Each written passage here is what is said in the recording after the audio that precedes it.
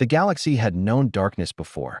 It had known the suffocating grip of the Empire, the cold efficiency of stormtroopers marching through city streets, the shadow of star destroyers blotting out suns.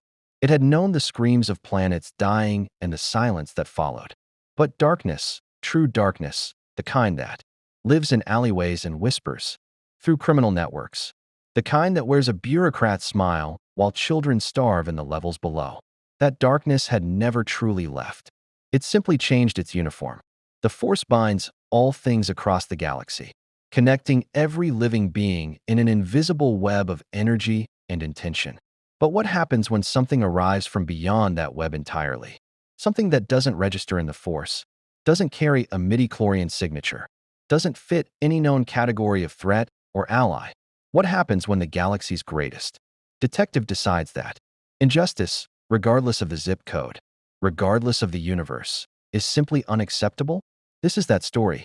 If you want to see more characters enter the Star Wars galaxy, hit that subscribe button and drop the name of a character you'd want to see in the comments below. May the Force be with you.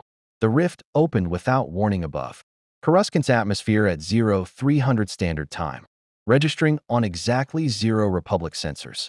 No hyperspace signature, no ion trail, a single anomalous energy reading. That lasted 4 seconds, before vanishing from the logs. Entirely, later dismissed by a junior analyst as interference from a passing freighter. It wasn't. Bruce Wayne hit the Durasteel scaffolding of level 1313 like a controlled demolition.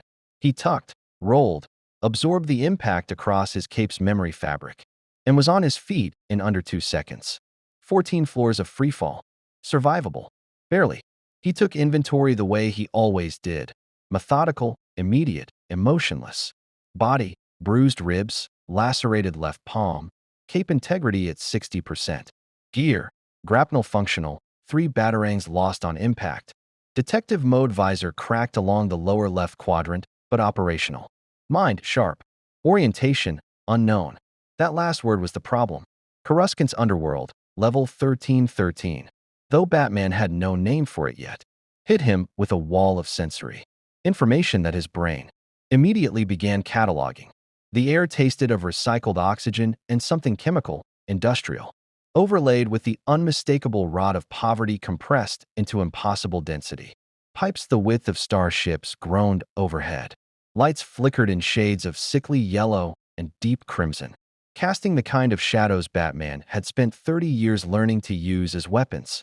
Beings moved through those shadows, humanoid, alien, species he had no reference for, in the hunched, watchful posture of people who had, long ago, learned that standing tall attracted the wrong kind of attention.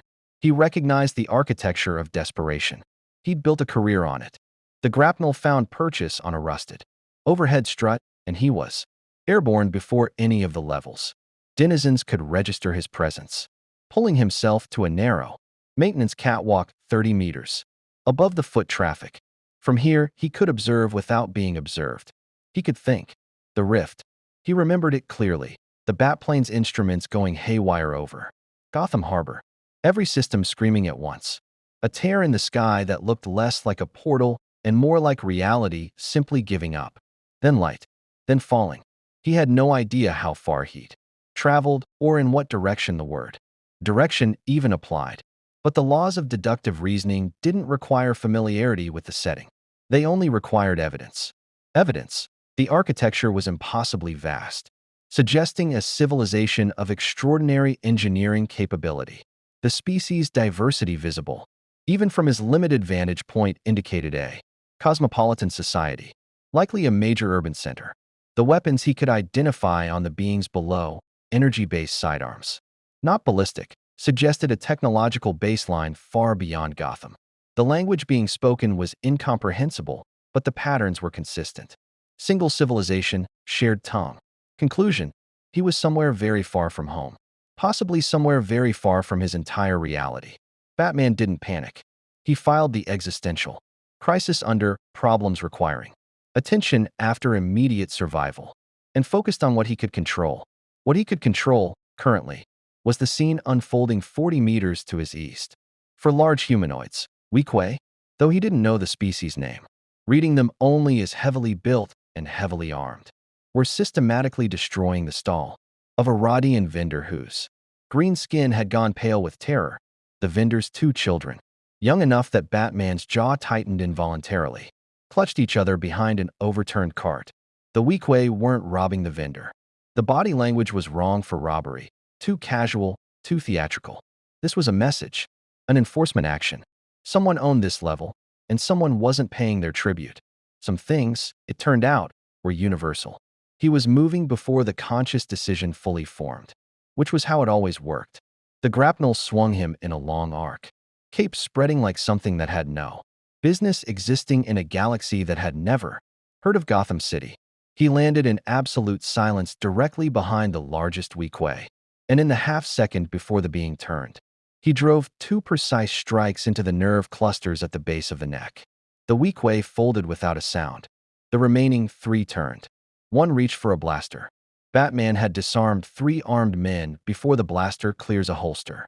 He did it again now, adjusting for the unfamiliar weapon design on instinct, reading the grip before the draw completed. The blaster clattered across the Durasteel grating. He was already inside the second attacker's reach, using momentum and leverage to redirect 200 pounds of alien muscle directly into the third. They collapsed together in a tangle. The fourth backed away, saw the darkness where Batman's eyes should be, saw something in that darkness that his reptile brain recognized as predator, and ran. Batman let him run. Running men talked. Talking men provided intelligence. He turned to the Rodian vendor, who was staring at him, with all four eyes wide and one hand raised in what might have been a gesture of peace or a gesture of absolute bewilderment. The children peered over the cart's edge with expressions caught between wonder and terror. Batman crouched to their eye level. He didn't smile. He'd learned long ago that the smile didn't help, but he kept his voice as level and unthreatening as a man dressed, as a bat could manage. He spoke. They stared. Wrong language. Of course. He reached into his utility belt and retrieved a universal translation device, standard equipment for certain Gotham operations involving international trafficking networks. It would need time to calibrate, time he would have to create. He stood, looked at the unconscious Weequay, and then looked back at the vast, roaring, desperate dark of level 1313 spreading in every direction. Somewhere above him, thousands of levels up, a government was rebuilding. Somewhere in this galaxy, he suspected, powerful people were telling each other that the darkness had been defeated, that the war was over, that justice had prevailed. He'd heard that story before. He knew how it ended. The world's greatest detective had just found his new case, and he hadn't even learned the name of the planet yet. Luke Skywalker felt it at dawn. He was deep in meditation on the temple grounds of his nascent Jedi Academy, a modest collection of structures on Yavin, for that still smelled of victory and grief in equal measure. When something brushed the edges of his Force awareness like a finger dragged across still water. Not a disturbance exactly. Not the cold, suffocating void he associated with the dark side. Nor the warm radiance of a Force-sensitive presence awakening. Something else entirely. An absence that somehow announced itself.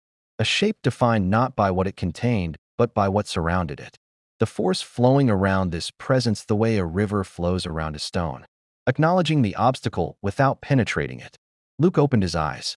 In 20 years of Jedi training, in battles against Darth Vader and the Emperor himself, in every dark cave and every bright victory, he had never felt anything like it. It wasn't threatening. It wasn't welcoming. It simply was, like a fact the Force hadn't known how to categorize and had, therefore flagged for his personal attention. He was on a transport to Coruscant within the hour, 3 levels above 1313, in a cantina that had survived the Empire's reign, primarily by bribing every uniform that walked through its doors, regardless of political affiliation. Batman sat in the darkest corner booth and watched. He had been watching for 6 hours. In that time, his translator had processed enough ambient conversation to begin building a working vocabulary, slower than he would like, faster than most people could manage. Names were emerging from the noise. Patterns were resolving from chaos. The Hutt clan controlled 12 levels of Coruscant's underworld. Not openly. The New Republic's Coruscant Security Force maintained jurisdiction and commissioner equivalent. Officials gave press statements about crackdowns and task forces and the bright future of democratic policing. Below the press statements, below the task forces, below even the CSF officers who knew what they were being paid to ignore, the huts ran collection routes, spice distribution networks, and what his translator was rendering as dead enforcement services, with the same calm institutional efficiency the Wayne Foundation used to manage charitable endowments. He'd also learned the planet's name, Coruscant, entire surface covered in city, population in the trillions. He filed that under extraordinary and kept moving. What concerned him more than the HUD operation, which was, in the grand scheme, simply organized crime wearing alien clothing, was the second pattern emerging from 6 hours of careful observation. Credits moving in directions that didn't serve HUD interests. Weapons shipments logged as agricultural equipment. Human faces in places where humans in this era, his translator suggested, weren't supposed to hold authority. Former imperial insignia worn beneath civilian jackets. Visible only when the wearer reached for a drink at the wrong angle. Someone was using the HUD network as a laundry operation. Someone with imperial habits and New Republic patience. He was building the evidence wall in his mind, the same wall he'd constructed 1,000 times. In the cave beneath Wayne Manor, red string connecting nodes of guilt across a map of human suffering, when the cantina's ambient noise shifted. Subtle. The kind of shift most people miss, because they're participants in the social environment rather than observers of it. 3 patrons near the door stopped their conversation half a sentence before its natural conclusion. A Twi'lek bartender found something urgent to do at the far end of the bar. The Weequay who had run from level 1313 8 hours ago. Batman had been waiting for him to surface. Suddenly became very interested in his drink. Someone important had walked in. The young man was perhaps 25, blonde, with the kind of open, earnest face that Gotham would have eaten alive in approximately 4 days. He wore simple clothes that somehow still managed to suggest authority, and he moved through the cantina with the relaxed confidence of someone who had faced significantly worse rooms than this one and hadn't been particularly worried then either. He was alone, which was either brave or foolish, and the slight unfocusing of his eyes as he scanned the room suggested he was perceiving something beyond the visible spectrum. He found Batman's corner booth in under 10 seconds. That was interesting. Batman had specifically selected a position invisible from every standard sight line in the room, factoring in the lighting, the crowd density, and 3 separate visual obstructions. The young man shouldn't have been able to find him, and yet here he was, sliding into the seat across the booth, with the calm certainty of someone who had been given directions by a source that didn't rely on eyes. "You're the one from level 1313, the young man said. Batman's translator was fully functional now. The vendor's children described something that didn't match any species in the Republic database. I've been asking around since I landed. A pause. I'm Luke Skywalker. Batman said nothing. Silence was information. He watched Luke's reaction to the silence. No anxiety. No aggression. No performance. Just patience. Whoever this was, he was comfortable with quiet. That was either the mark of genuine confidence or very good training. I felt you arrive, Luke continued. Or rather, I felt the Force not feeling you, which shouldn't be possible. He leaned forward slightly, and his eyes carried something Batman recognized from mirrors, the specific quality of a person who had seen enough of the darkness to stop being surprised by it and had chosen, against all evidence, to remain curious instead. I'm not here to arrest you or recruit you. I'm here because in my experience, when something unprecedented arrives in the galaxy, it's usually worth understanding before it becomes a problem. Batman processed this, filed it, responded. You lead with philosophy instead of a weapon, he said, his voice carrying the controlled resonance he used when he wanted to establish terms. That's either wisdom or naivety. I haven't decided which.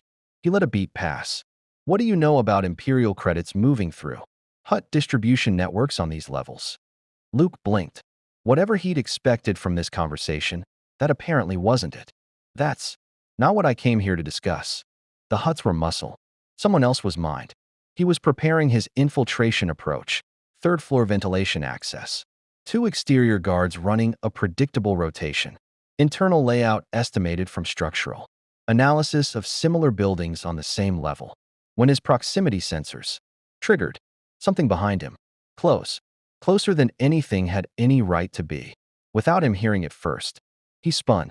The figure standing 6 meters away was human-shaped, draped in dark robes that absorbed the ambient light in a way that suggested either very expensive fabric or something more fundamental. A lightsaber hung at the hip.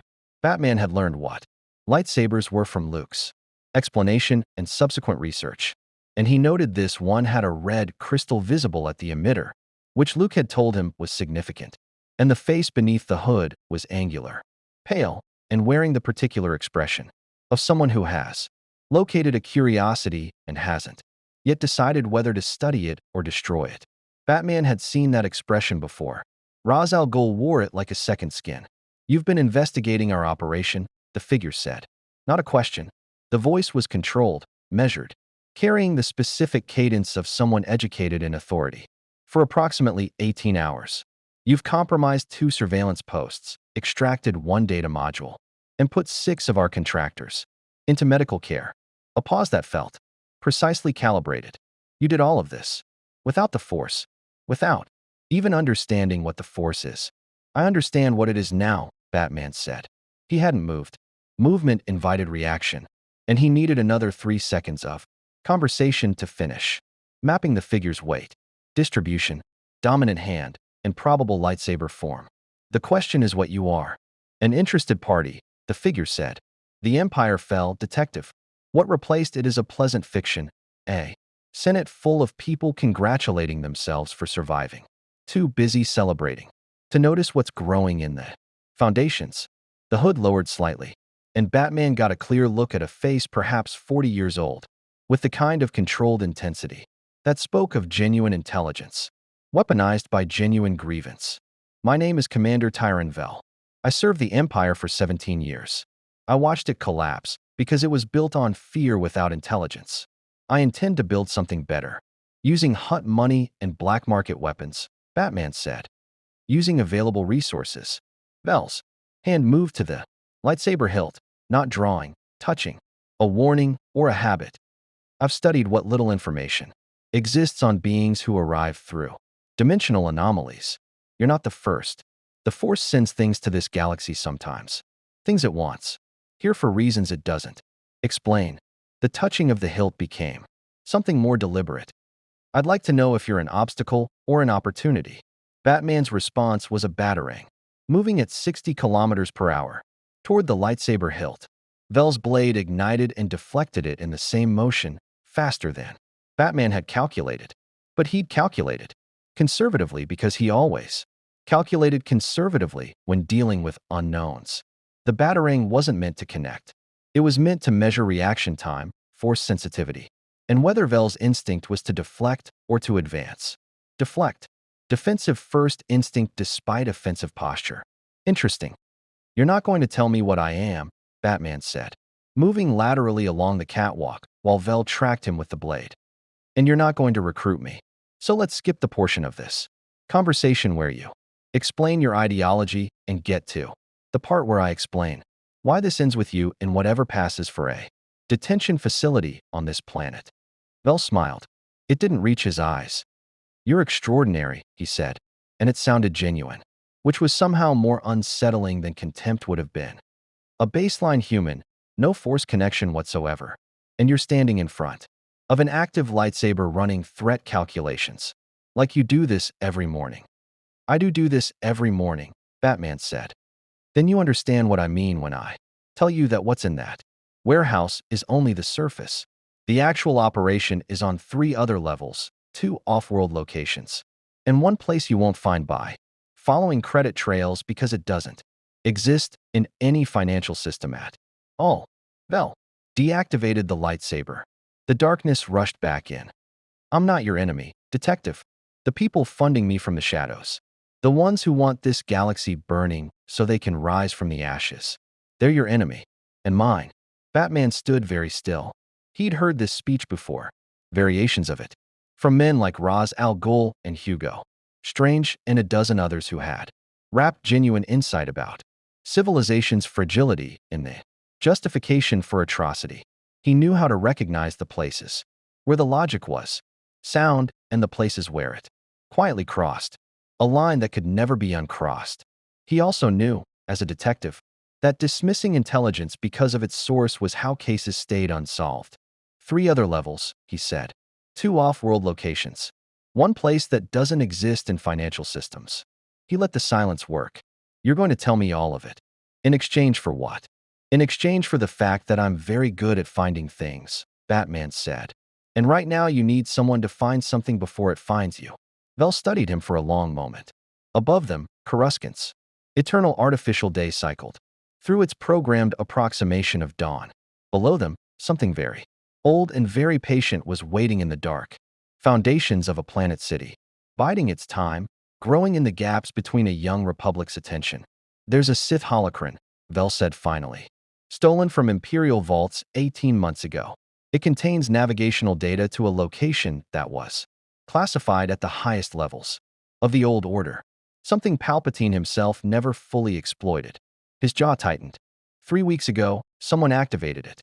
We tracked the activation signature to the lower levels. Whoever has it is not aligned with my operation, not aligned with the Hutts, and not aligned with anything currently on the New Republic's threat assessment register. Batman filed this under primary objective and demoted everything else. Start talking, he said. All of it. Luke Skywalker had a bad feeling about this. It wasn't a metaphor. It wasn't anxiety or intuition in the ordinary human sense. It was the Force itself pressing against the back of his awareness, with the specific insistence of a warning that hadn't yet found its language. The way the air pressure changes before a storm, that the sky hasn't announced yet. He'd learned to trust that feeling. Every time he hadn't, people had died. He was sitting in a New Republic Senate anteroom that smelled of polished stone and political ambition, waiting for a junior intelligence aide who had promised to pull records on Imperial financial transfers through Hutt-controlled accounts when his comlink signaled. The message was text only, no identifier, transmitted through a routing protocol his own Jedi trainees hadn't taught him and that his New Republic contacts hadn't sent. It read, Level 1289, Sublevel Warehouse District. Come alone. Bring no one official. B. Luke stared at it for a moment. Then he told the intelligence aide something had come up, apologized with the genuine warmth that made people forgive him for things they wouldn't forgive anyone else for, and left. Batman had spent the intervening hours doing what he did best. Vel's intelligence, cross-referenced against the datapad contents, against 6 hours of additional surveillance, and against the working model of Coruscant's underworld he'd been constructing since arrival, had produced a picture that was both clearer and considerably worse than he'd initially estimated. The Sith holocron, a term his translator rendered with a footnote about Force-powered data storage devices, had been activated in a sub-level complex that existed in a structural dead zone between official Republic jurisdiction and Hutt territory, claimed by neither, monitored by no one. The kind of space that appeared in every city Batman had ever studied. The administrative blind spot that criminals and worse found the way. Water finds cracks. Vel had given him a name, Mara. Not a full name, just Mara. A woman who had appeared in the underworld's social geography approximately 8 months ago, building relationships with precisely the right mixture of charm and menace, acquiring resources with efficiency that suggested professional training, and leaving behind her a pattern of disappeared persons that the CSF hadn't connected because the disappeared were the kind of people whose disappearances didn't generate Senate inquiries. Former Imperial intelligence operatives, retired Inquisitor support staff, individuals whose professional histories connected to Palpatine's most classified personal projects. She was collecting something, not objects, people who knew things. And 3 weeks ago, she had acquired the holocron and activated it, which meant she now knew where those things were located. Batman had also, in the process of his investigation, discovered that Vel's operation was considerably more morally compromised than Vel's pitch had suggested. The weapons weren't destined for some idealistic alternative government, but for a protection racket currently squeezing 16 lower-level communities into subsistence poverty. He'd noted this filed it under secondary objective, dismantle, and kept moving. Because the Holocron and Mara represented an order of magnitude larger threat than Vel's small Imperial nostalgia project. He'd deal with Vel. After, Luke arrived at level 1289 in 11 minutes, which was faster than Batman had calculated and suggested. Either a speeder bike or a shortcut. Batman hadn't mapped yet. He filed the gap in his Coruscant geography model and turned from the shadows to face the Jedi as he entered the warehouse. "You found something," Luke said immediately, not reading Batman's expression. There wasn't enough of it visible beneath the cowl, but reading something else. The air, maybe. The Force's reaction to urgency. Batman laid it out in 4 minutes flat. The Holocron. The woman named Mara. The pattern of disappeared Imperial intelligence personnel. The navigational data and what it likely pointed toward, based on Vel's fragmentary intelligence. A location Palpatine had designated and encrypted. Imperial records as the collected work.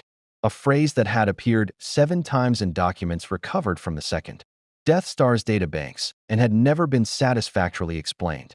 Luke went very still somewhere in the middle of this briefing and didn't move again until Batman finished. "Palpatine spent 30 years collecting Force artifacts," Luke said quietly. "Sith holocrons, ancient weapons, dark side nexus locations, things the Jedi Order confiscated over millennia, and that he redirected into private Imperial vaults." He paused. Most of those vaults were destroyed, with the Death Stars or captured after Ender, but there were always rumors about a primary repository, a place where he kept the things he considered genuinely dangerous even by his standards. A man with Palpatine's paranoia doesn't put everything in one location, Batman said. "No," Luke agreed. "Unless the location itself is the security measure." He looked at the evidence Batman had assembled, the physical components spread across a liberated cargo crate, organized with a precision that Luke suspected reflected a mind that found chaos genuinely offensive. "If Mara activates whatever's at that location with Sith knowledge, she doesn't need to activate it," Batman interrupted. "She needs to sell it. The people funding her aren't ideologues. They're investors. Whatever Palpatine collected, the market for it among surviving Imperial factions and emerging dark side organizations would be," he paused, finding the right frame of reference, "significant." "We need to find her before she moves," Luke said. "I've already found her," Batman said. "I've known her location for 2 hours." Luke stared at him. "Then why did you wait to contact me?" "Because I needed to know if you'd come alone." Batman held his gaze. "And I needed to know what you'd do when you got here." "What did I do?" "You listened to the evidence before reaching for your weapon. You updated your threat assessment based on new information. And when I told you the location of a Sith artifact repository, your first instinct was containment rather than acquisition." "Hey." Pause that carried weight. "That's the last test. We can move." Luke absorbed this with the expression of a man deciding whether to be offended and concluding that being offended was a luxury the situation didn't allow. "You've been evaluating me this whole time." "I evaluate everyone," Batman said. "It's not personal." "Does anyone ever pass?" Batman was already moving toward the exit. "You'd be surprised." Mara had chosen her base of operations with genuine skill, which Batman acknowledged as he surveyed the approach. Level 1301. Not the lowest level, not the most remote, but a precise intersection of accessibility and obscurity that suggested someone who'd been trained to think about operational security rather than someone who'd stumbled into competence. 3 entry points. 2 visible guards who were very good and 1 invisible guard who was better but not quite good enough. Positioned in a shadows-heavy alcove that would have defeated most approaches but had a blind spot. Batman had identified from 40 meters away. Luke touched his arm. "There's a strong dark side presence inside," he said quietly. "Not Mara, something older. The Holocron. It's been active for a while." He paused. "It's going to try to influence anyone force-sensitive in range." "Does that include you?" "Yes." Batman looked at him steadily. "Tell me the moment it starts working." "How will you know if I don't tell you?" "I'll know," Batman said, with the quiet certainty of a man who had spent years watching for the precise behavioral signatures of psychological compromise in people he trusted, and had learned to read them. Faster than they appeared. Stay behind me until we're through the exterior. Your lightsaber when we're inside. Luke nodded. Then, quietly, you do this alone, normally, don't you? It wasn't quite a question. Batman didn't answer it, which was an answer. The first guard never heard him coming. The second had 3 seconds of awareness before a batarang. Disrupted his comlink and Batman's elbow. Disrupted his consciousness. The third, the good one in the alcove, had 6 seconds and used them well, nearly getting a blaster shot off before Luke's lightsaber. Blade caught it in Batman's. Grapnel pulled the weapon away in the same motion. Clean. Coordinated. Neither of them had discussed it. Some partnerships didn't require discussion. Inside, the warehouse opened into a vast dark space that smelled of ozone and something older. Something that made the hair on Batman's arms rise in a way he associated with crime scenes that had been left too long. Crates were stacked in careful configurations that suggested both storage and ritual, the space of someone who was organized but also increasingly consumed. At the center, surrounded by the careful archaeology of 8 months of research and acquisition, stood a woman Batman recognized from 6 different surveillance angles he'd captured over the preceding hours. Mara, 30s, red-haired, with the coiled stillness of someone trained in violence the way musicians are trained in music, completely, until it becomes indistinguishable from personality. She was holding the holocron, a pyramidal object that pulsed with a deep red light that had no business being as beautiful as it was. She looked up. She didn't look surprised. "The detective," she said, her eyes moving to Luke with an expression that complicated. "And a Skywalker." A pause. "I wondered which of you would find me first." "Put it down," Luke said. "I can't," Mara said. And the way she said it, not defiant, not dramatic, but with the flat exhaustion of someone describing a physical fact, made Batman's threat assessment recalibrate in real time. "It won't let me." The holocron pulsed once, deeply, and the shadows in the warehouse moved. The shadows didn't move the way shadows moved in Gotham. In Gotham, shadows were Batman's territory, passive, geometric, obedient to light sources and architectural angles. These shadows moved with intention, pooling and rising with the slow deliberateness of something that had been waiting a very long time for permission to exist fully. They didn't obscure. They reached. Batman tracked for distinct tendrils, extending from the holocron's pulsing core toward the warehouses, structural supports, toward Mara's feet where they coiled like roots, and toward Luke with the specific hungry patience of something that recognized a meal. Luke's hand found his lightsaber.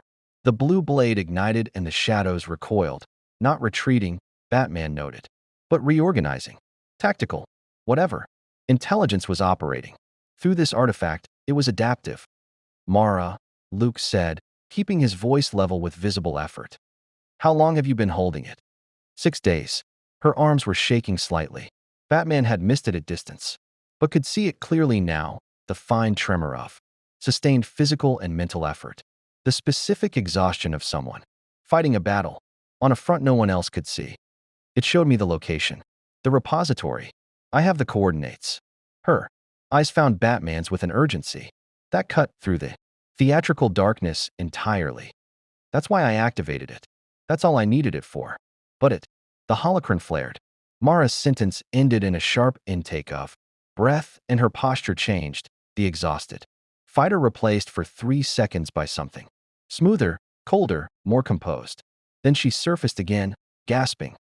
"It has a passenger," Batman said. Luke glanced at him. "What?"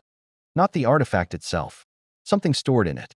A consciousness, a program, a recorded presence. I don't know your terminology." Batman was already moving laterally, circling the scene, keeping the holocron in his peripheral vision while his primary attention mapped the warehouse for variables. Mara's position, the shadow's current geometry, Luke's proximity to the artifact. 3 exits. 1 structural weakness in the ceiling directly above the holocron that could, if he used the right shaped charge from his utility belt, bring sufficient light flooding in to test whether these shadows had a physical relationship with darkness or merely an aesthetic one. Palpatine didn't just store objects in his repository. He stored instruction. Whatever's in that holocron has been running an acquisition protocol through Mara for 8 months. The disappeared Imperial intelligence personnel, the navigational research. She didn't hire them. It directed her to find them, Luke finished. And now it has everything it needs. Coordinates, a Force-sensitive host, and an audience. Batman's eyes moved to Luke with the flat assessment of someone identifying a threat vector. It wants you specifically, not as an obstacle, as a successor candidate. It's been selecting for Skywalker-level Force sensitivity since activation. Luke's jaw tightened. How do you know that? Because it hasn't tried to stop me once, Batman said. I'm not in its plan. You are. The holocron pulsed again, 3 times in rapid succession, and Mara cried out, a short, involuntary sound quickly suppressed, the sound of someone who had decided weeks ago that they wouldn't give it the satisfaction, and was still, barely, honoring that decision. The shadows surged toward Luke in a wave that his lightsaber met in a sweeping arc. Blue light consuming darkness with a crackling violence that lit the warehouse in strobing flashes. Batman moved, not toward the holocron, not toward Mara, toward the ceiling. The grapnel took him up in a single smooth arc, 40 meters of vertical in 4 seconds. And he was at the structural weakness. Before the shadows finished, their lunge toward Luke. The shaped charge was out of his utility belt and placed against the support junction in the same motion. A 3-second fuse, and then he was dropping back toward the floor with the controlled speed of a man who had calculated the falling time and knew he had 2 seconds to spare. The ceiling came apart in a directed collapse, not structural failure. Surgical removal and Coruscant's artificial daylight. The full-spectrum industrial lighting of the upper levels channeling down through the gap hit the warehouse floor like a physical blow. The shadows screamed. Batman had been operating on a hypothesis that the dark side energy animating the shadows was fundamentally photosensitive, not metaphorically but physically, because the Force in Luke's description operated on genuine energy, principles, and darkness. Was the absence of energy and light? Was its presence, and if the shadows were dark side manifestation, then sufficient concentrated light should function as the equivalent of. The hypothesis proved correct. The tendrils withdrew, contracted, collapsed back toward the holocron in a rushing retreat that left the air smelling of ozone and something charred and ancient. Mara's arms dropped. The holocron tumbled from fingers that had been locked around it for 6 days and hit the floor with a sound. Like a bell struck once, clearly, finally. Luke caught it with the force before it could shatter. He held it suspended 2 meters off the ground, his face tight with concentration and something else, the specific expression of a man having a conversation Batman couldn't hear, conducted on a frequency humans weren't supposed to access. Then he closed his hand, and the light inside the holocron went dark. The warehouse was silent. Batman landed, absorbed the impact, and walked to Mara. She was on her knees, not from submission, but from the simple structural failure of legs that had been locked in sustained tension for too long. He crouched beside her, checked her pupils, her pulse, the tremor in her hands, responsive, present. The particular vacancy in the eyes he associated with sustained psychological coercion was already beginning to clear, the way fog clears when the temperature shifts. The coordinates, he said quietly. Are they real? Yes. Her voice was raw. I verified them independently before I activated the holocron. 3-jump sequence from Coruscant. Hidden mass shadow in the outer rim. She looked at him, with eyes that were recalibrating to the reality of a warehouse and a Jedi, and a man dressed as a creature that didn't exist in this galaxy. You knew it had a passenger before you came in here. I suspected, Batman said. The pattern of acquisitions was too specific for human planning. Someone who needed Force-sensitive expertise, navigational knowledge, and Imperial intelligence background, all acquired sequentially over 8 months. That's not opportunism. That's a program running. He paused. You were trying to break free of it. For the last 3 weeks. Something moved across her face that wasn't quite shame and wasn't quite pride, but lived in the complicated territory between them. After I realized what it was doing with me, what it wanted me to become. Inquisitor, Batman said. Not a guess. Her silence confirmed it. Luke approached, the darkened holocron sealed, now in a containment pouch from his belt that he handled with the careful respect of someone who understood that neutralized didn't mean safe. He looked at Mara with an expression that Batman had cataloged as Luke's characteristic response to moral complexity, not judgment, not absolution, but the careful attention of someone who believed the full picture mattered. The repository, Luke said to her. We need to get there before anyone else does. Vel's operation, Batman said, standing. He knew about the holocron activation. He'll have the coordinates within 48 hours through his own intelligence network. He looked at Luke. His people aren't equipped for whatever Palpatine left at that location. Neither are the Hutt-backed buyers he's been quietly negotiating with for the past 3 weeks. How do you know about the buyers? I've been investigating his operation in parallel. A pause. He's also running a protection racket against 16 lower-level communities. I'll be addressing that separately. Luke looked at him for a long moment with an expression that Batman couldn't fully read, which was unusual enough to note. You came to this galaxy 12 hours ago, Luke said slowly. You've dismantled 2 criminal operations, identified a Sith artifact plot, located a lost Palpatine repository, and freed someone from dark side possession. Another pause. Without the Force, without any knowledge of this galaxy, using a cracked visor and a utility belt. 14 hours, Batman corrected. Right. Luke almost smiled. We need to move on the repository. Tonight, before Vel's network reaches it. He looked at Mara. I could use someone who knows what's inside. Mara looked from Luke to Batman and back. The recalibration in her eyes was complete now, the fog fully lifted, replaced by something sharper and more complicated. The expression of a person deciding in real time who they intended to be now that the thing compelling them was gone. I'm not Jedi, she said. I'm not asking you to be, Luke said. She looked at Batman. Is he always like this? I've known him for 14 hours, Batman said. But yes, apparently. The 3 of them moved toward the exit. The darkened holocron sealed and contained. The warehouse quiet behind them. Above, through the gap Batman had made in the ceiling, Coruscant's artificial sky cycled toward its programmed approximation of night. Below, in the levels where the Republic's light didn't reach, Vel's operation was still running, still collecting, still building towards something. But its days were numbered now, and it didn't know it yet. Batman paused at the threshold, looked back once at the warehouse, at the scorch marks where the shadows had been, at the place where something very old had reached for the present and been denied. He thought about Gotham, about the cave, about a city that needed him in a very specific and personal way that this galaxy didn't and couldn't replicate. Then he thought about 16 communities being squeezed into subsistence poverty, on levels that didn't appear on Senate maps. He followed Luke and Mara into the dark. They reached Palpatine's repository 3 days later, a hollowed asteroid. In the outer rim's dead spaces, ancient and vast and filled with the accumulated darkness of 30 years of obsessive Imperial collection. Batman moved through it like he'd been designed for exactly this purpose, which perhaps, in some cosmic accounting, he had. Luke sealed the artifacts that could be sealed and destroyed what couldn't be contained. Mara walked its corridors with the expression of someone confronting the version of themselves that almost was.